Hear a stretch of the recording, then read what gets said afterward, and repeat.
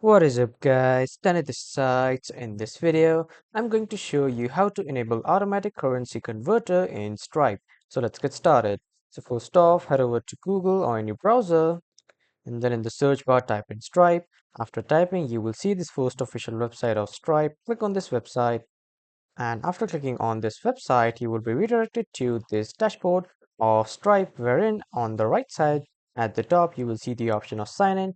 Simply log in or sign up with your account and password and any other credentials which are required for your Stripe account.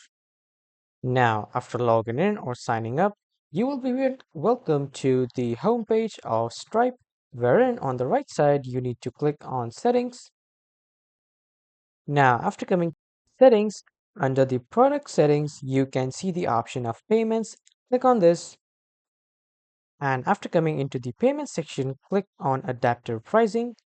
Now from here, you need to turn this toggle on to enable adaptive pricing. Now what this does is it enables the adaptive pricing according to the customer's currency and it will convert to the customer's currency from the seller's currency.